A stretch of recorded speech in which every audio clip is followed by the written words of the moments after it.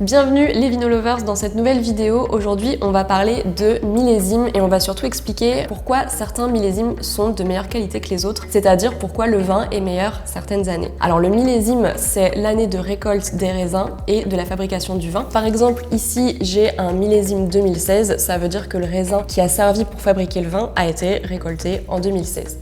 Du coup, on va voir ensemble pourquoi d'une année à l'autre, le vin sera différent, même s'il est issu à chaque fois de la même parcelle de vigne, donc avec les mêmes raisins. Et à la fin de la vidéo, je vous donnerai aussi une petite idée d'exercice sympa à faire pour pouvoir comparer facilement 2 millésimes ou plus. Donc restez bien jusqu'à la fin. Juste avant de vous partager tout ça, je vous invite à vous abonner à la chaîne pour ne pas rater les prochaines vidéos qui sortiront chaque vendredi à 17h.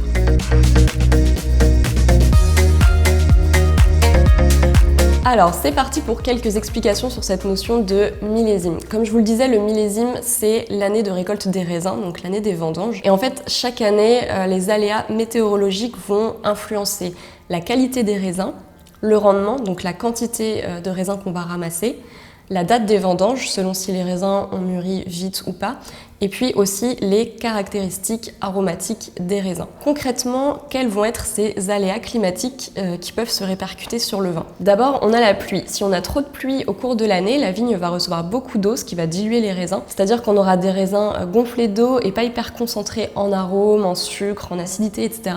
Donc le risque, au final, c'est d'avoir un vin un peu dilué, qui n'aura pas beaucoup de goût. Et la pluie favorise aussi la pourriture, donc en parallèle, il peut y avoir une perte au niveau des récoltes de raisins s'ils ont été touchés par la pourriture. Ensuite, à l'inverse, il y a la sécheresse, donc un manque de pluie. Si jamais la vigne manque d'eau, elle va ralentir, voire stopper la maturation des raisins.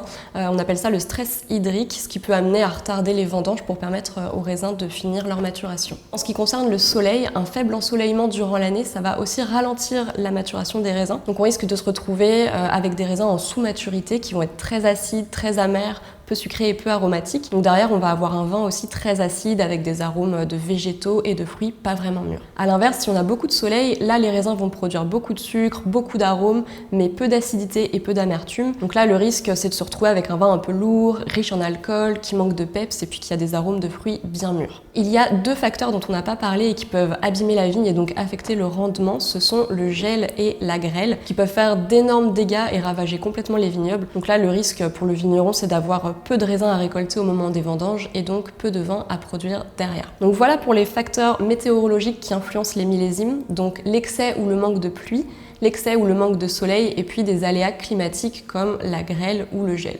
Alors maintenant, est-ce qu'on peut faire des généralités sur la qualité d'un millésime? Eh ben non, pas vraiment, parce que même au sein d'une région ou d'une appellation en particulier, les raisins n'auront pas tous été affectés de la même manière par la météo. Pourquoi? Eh ben tout simplement parce qu'on va avoir différents types de sols, différentes expositions au soleil, différentes expositions au vent, et puis après il y a aussi la question de la topographie. Par exemple, les vignes qui poussent sur des coteaux qui vont bénéficier d'un meilleur drainage de la pluie vu qu'elles sont sur une pente. Et il y a un dernier facteur aussi, c'est le vigneron, parce que chaque vigneron va s'adapter en fonction de la météo pour essayer d'atténuer cet effet millésime grâce à son savoir-faire. Donc il va pouvoir trier les raisins pour ne garder que les meilleurs par exemple. Après il peut aussi adapter la vinification de son vin pour essayer de garder chaque année un vin cohérent avec les précédents millésimes, aussi bien en termes de qualité qu'en termes gustatifs. Donc ce qu'il faut retenir, c'est qu'on ne peut pas faire de généralité sur un millésime à l'échelle d'une région viticole, ni d'une appellation, ni même à l'échelle d'un domaine. Le millésime, il va nous permettre simplement de dégager une tendance générale, c'est-à-dire est-ce que les conditions climatiques ont été favorables ou défavorables cette année-là, mais on va pas pouvoir déterminer la qualité d'un vin en particulier uniquement avec son millésime. D'ailleurs, pour vous rendre compte de la différence qu'il peut y avoir entre les millésimes, c'est très simple.